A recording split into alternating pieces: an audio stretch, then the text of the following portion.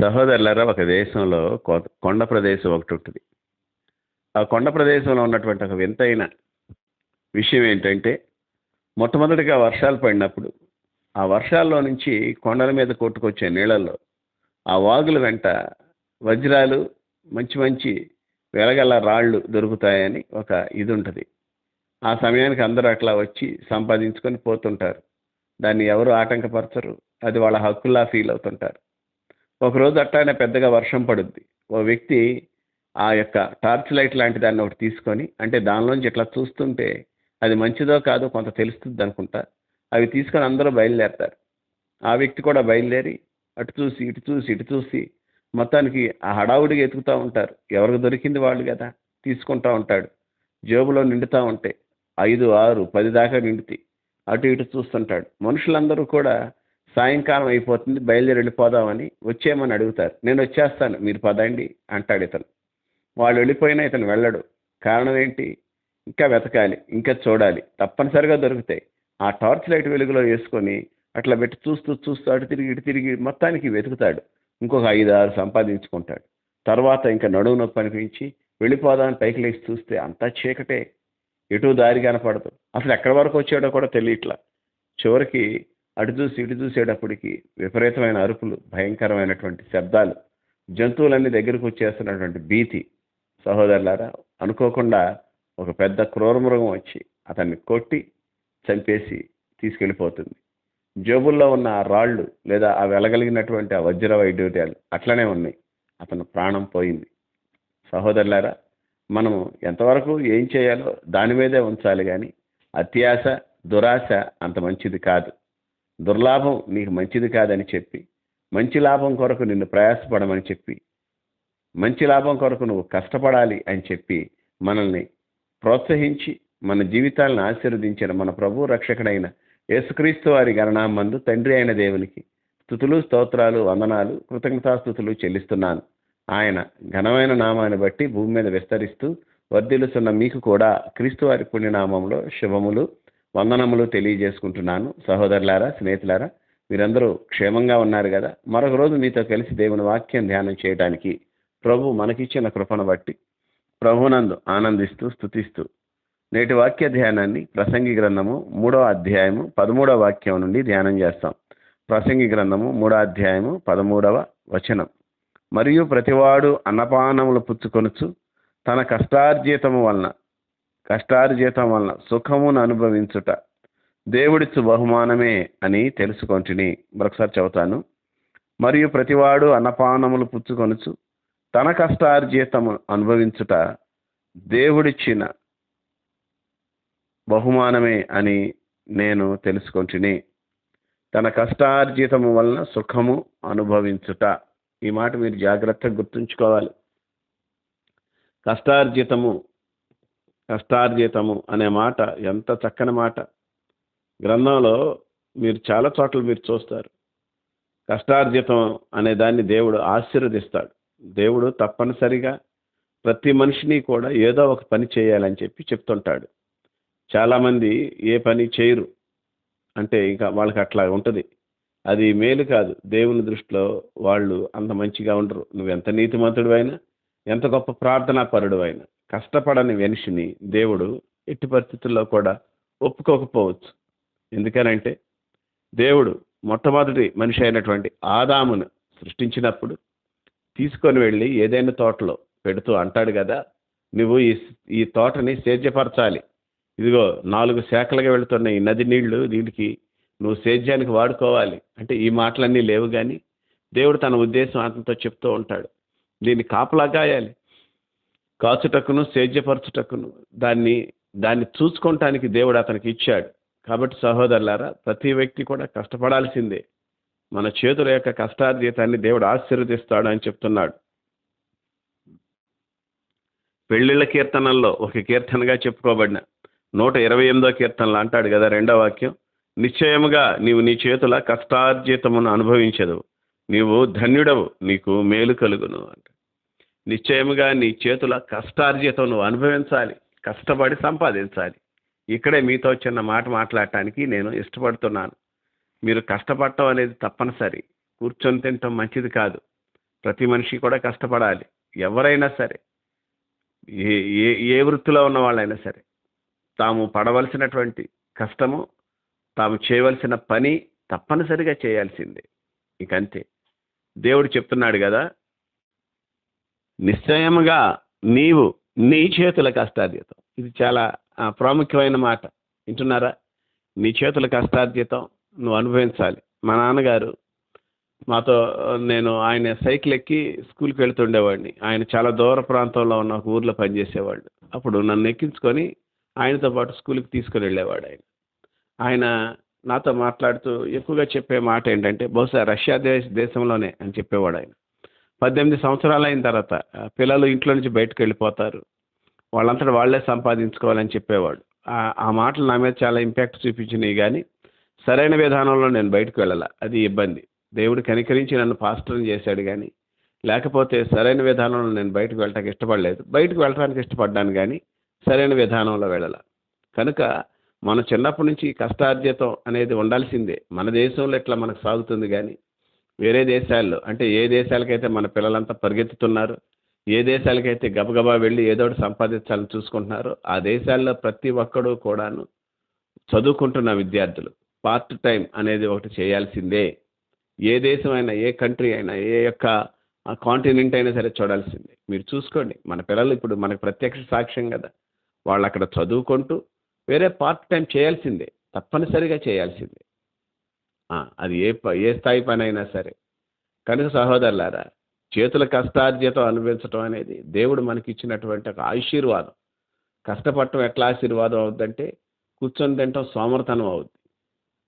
సోమరి ఎప్పటికీ కూడా బాగుపడ్డు, సోమరికి మిగిలేది దారిద్ర్యమే. ఇకంతే. కనుక సోమరిగా మనం ఉండకూడదు, కష్టపడాలి అనేది దేవుని యొక్క ఆజ్ఞ. ఇది నీ కష్టార్జితం నువ్వు అనుభవించాలి. అట్లాగే నువ్వు గాన యజమాని అయితే నీ పిల్లలు అనుభవించాలి. ఈ మధ్య మనం గమనిస్తున్నాం, దేశంలో ఎంతో మార్పు. ఇప్పుడేమిటండి, 50-60 ఏళ్ళ నుంచే మనం చూస్తున్నాం. ఇద్దరు కష్టపడి పని చేస్తున్నారు, భార్యాభర్తలు. ఇప్పుడు తప్పనిసరిగా ఇద్దరు చేసేవాళ్ళే కావాలని కోరుకుంటున్నారు.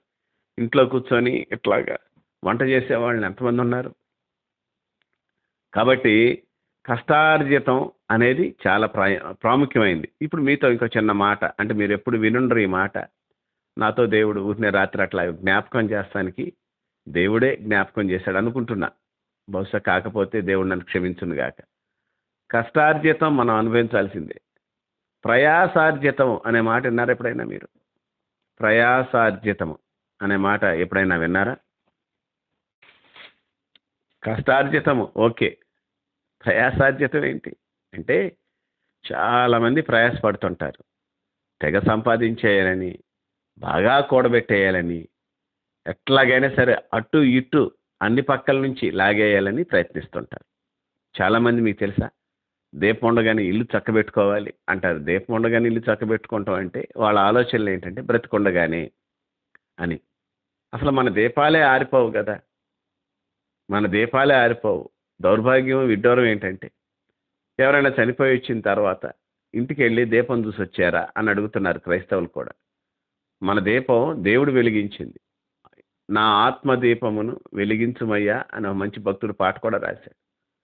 నరుని ఆత్మ యెహోవా పెట్టిన దీపము, అది అంతరంగములన్నింటినీ పరిశోధిస్తుంది అని చెప్పి గ్రంథం మనకు తెలియజేసింది. కాబట్టి జనాలు ఏమంటుంటారంటే, ఆ దీపం ఉండగానే, ఓపిక ఉండగానే అంటుంటారు. సహోదరులారా, కష్టపడి సంపాదించడం మంచిది, ప్రయాసపడి సంపాదించడం చాలా వ్యర్థం. ప్రయాస పడి పడి పడి పడి పడి చివరికి వెనక్కి తిరిగి చూస్తే నీకు మిగిలేది చాలా ఉంటుంది, నువ్వు అనుభవించేది ఏమీ ఉండదు. బహుశా యాపిల్ కంపెనీ యొక్క అధినేత, ఐఫోన్ అధినేత స్టీవ్ జాబ్స్ తన చివరి రోజులను మీరు గమనించినట్లయితే అతను సంపాదించింది ఏమీ తీసుకెళ్ళలేకపోతున్నాడు. అంతా కూడా చాలా బాధగా ఉంటుంది. నేను ఈరోజు బతుకుతుంది బహుశా దీనివల్ల అయినా, ఐఫోన్స్ వల్ల, దీని సంపాదన వల్ల అయినా. నేను తెచ్చుకున్న ఆహారం నేను చాలా తక్కువే తింటుంటాను, ఎక్కువ ఆహారం కూడా నేను తినలేను. చివరికి ఆయన రాస్తున్నది ఏంటంటే, నన్ను చాలా కాలం రక్షించేవి నేను ఏర్పాటు చేసిన చట్టాలు కాదు, నన్ను నేను కట్టుకునేవి నేను ఏర్పాటు చేసుకున్న బట్టలు కాదు అంటూ ఒక నైరాశ్యంలోకి వెళ్ళిపోతున్నట్లు మనం గమనిస్తాం. ఒక వైరాగ్యంలో అతను మాట్లాడినట్లుగా మనం గమనిస్తుంటాం. కనుక సహోదరులారా, కష్టపడాలి, ప్రయాసపడకూడదు డబ్బు కొరకు. ప్రయాస ఎప్పటికీ కూడా ఇబ్బందే. మీకందరికీ బాగా తెలిసినటువంటి గ్రంథం ఇగో ఈరోజు మనం మాట్లాడుతున్నటువంటి ఎక్లీషియస్ అంటే ప్రసంగి గ్రంథం. ప్రయాస గురించి ఎంత రాస్తాడో, ఎంత రాసి అంటుంటాడు, గాలికై ప్రయాసపడినట్లే, గాలికై ప్రయాసపడినట్టు ప్రయాస అంతా వ్యర్థమే అన్నట్లు రాస్తుంటాడు. నీ ప్రయాస కేవలం క్రీస్తు విషయంలో మాత్రమే ఉండాలి. క్రీస్తు కొరకు మాత్రం నువ్వు ప్రయాసపడాలని కొరింథీయులకు రాసిన మొదటి పత్రిక 15:58-59 ఆ వాక్యాల దగ్గర మనం గమనిస్తూ ఉంటాం. కాగా నా ప్రియ సహోదరులారా, ఏమంటుంటాడు అక్కడ? ప్రభువునందు మీ ప్రయాస వ్యర్థం కాదని ఎరిగి ప్రభు కార్యాభివృద్ధి నన్ను అన్నిటికీ స్థిరులను కదలను వారై ఉండండి అట్లా మాట్లాడతాడు. ప్రభు యొక్క కార్యాభివృద్ధి నందే ప్రయాస ఉండాలి. డబ్బుల కొరకు ప్రయాసపడ్డావా అయిపోయినట్లే. డబ్బు ధనాపేక్ష ఈ నిన్ను ప్రయాసలోకి నెడతాయి. నెట్టి సంపాదించి చివరికి నీ జీవితం అంతా వేస్ట్ అయిపోయిందని నువ్వు గమనించేటప్పటికి మరణానికి దగ్గరగా వెళ్ళిపోతూ ఉంటావు. కనుక నా ఆలోచన ఏంటంటే, మీరు కష్టపడండి, సంపాదించండి, మంచిగా తినండి. ప్రయాసపడి సంపాదించటం అంత కరెక్ట్ కాదు. చాలామందిని నేను చూస్తుంటాను, రిటైర్డ్ అయిపోయిన తర్వాత కూడా ఏదో ఒకటి చేయడానికి ఇష్టపడుతుంటారు. సరే, వాళ్ళకి శక్తి ఉంది, వాళ్ళు చేసుకుంటారు. నేను వాళ్ళని తప్పు పట్టట్లేదు, కానీ ప్రయాస అనవసరం. కష్టార్జితం దేవుడు అనుమతించింది. ప్రయాసార్జితం నీ సొంత ఆలోచన, నీ సొంత నిర్ణయం. దీనివల్ల వచ్చే ప్రయోజనం పెద్దగా ఏమి ఉండకపోవచ్చు. బహుశా నీ కాలక్షేపం నిమిత్తం నువ్వు వెళితే అది వేరే విషయం. లేదు, ఇంట్లో కూర్చుంటా బోర్ కొట్టి నువ్వు వెళితే అది వేరే విషయం. కానీ ప్రయాస నేను మీతో చెప్పాను కదా, కొండ మీద నుంచి అన్ని రంగురాళ్ళు కొట్టుకొస్తూ ఉంటాయి వర్షాలు పడినప్పుడు. తప్పనిసరిగా అందరూ వెళ్ళి ఏరుకుంటున్నారు. ఈయన ఏరుకుంటున్నాడు. ఎవరు దొరికింది వాళ్ళ యొక్క స్వభావ సిద్ధంగా అక్కడ ఉన్నటువంటి గిరిజనులు వాళ్ళకి హక్కు ఉంది, వాళ్ళు తెచ్చి అమ్ముకుంటుంటారు. ఈయన ఆ రోజంతా వెతికి కొని ఇంకా మొత్తాన్ని వెతుక్కొని చాలా సంపాదించాడు. చీకటి అయిపోయిన తర్వాత కూడా సంపాదించడానికి వాళ్ళు రమ్మన్నా రాకుండా కూర్చున్నాడు. చివరికి జంతువులు పాల్పడి వాటి బారిన పడి చచ్చిపోయాడు. జోబు నిండా రంగురాళ్ళు ఉన్నాయి. జంతువులు వాటిని ఏం చేయలే, ఇతని మాంసాన్నే తిన్నాయి, ఇతన్నే చంపినాయి, ఇతని రక్తాన్నే దాగినాయి.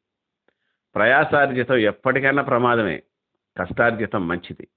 చక్కగా తిని, చక్కగా వండుకొని, చక్కగా దేవుని స్తుతిస్తూ దేవుని నామాన్ని గణపరచాలి. కనుక కష్టార్జితం అనేది యాక్సెప్టబుల్, ప్రయాసార్జితం మీ ఇష్టం. దేవుని కృప మనందరికీ తోడై ఉండును గాక. ప్రార్థన చేసుకుందాం.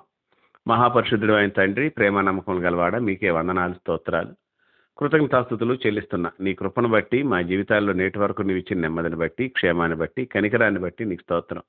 బలమైన దేవుడా, బలమైనటువంటి కార్యాలు చేస్తూ వచ్చారు. నీ నామ మహిమార్థం జీవించడానికి కృప చూపించారు. మేమేమై ఉన్నామో అది నీ కృప అని ఒప్పుకుంటున్నాను. నీ కటాక్షం మా మీద ఉంచి నేటి వరకు ఇచ్చిన నెమ్మదిని బట్టి, అయా కష్టార్జితాన్ని అనుభవించడానికి ఇచ్చిన కష్టానికి సంబంధించిన ఉద్యోగాలను బట్టి, వృత్తిని బట్టి, కూలినాలిని బట్టి నీకు స్తోత్రం. కష్టపడటానికి నీవు ఇచ్చినటువంటి ఓపికను బట్టి, బలాన్ని బట్టి నీకు స్తోత్రం. తప్పనిసరిగా కష్టార్జితాన్ని తెచ్చుకొని మేము మా కుటుంబం అనుభవించడానికి నాయన, మేము అనుభవించే ప్రతి ముద్ద, మేము అనుభవించే ప్రతి యొక్క నాయన గుటక, లేదా నాయన మా యొక్క ప్రతి నాయన సిప్పు, నా ప్రభా నాయన నిన్ను స్తుతించు ఉండటానికి కృప చూపించు. అటు ఉన్న స్థితికి మమ్మల్ని అప్పగించుకుంటూ ఘనత మహిమ ప్రభావాలు యుగయుగములు మీకు ఆరోపిస్తూ మా ప్రభువును రక్షకుడైన యేసుక్రీస్తు వారి పుణ్యనామంలో ఈ ప్రార్థనా మనవులు సమర్పిస్తున్నాము తండ్రి. Amen, amen, amen.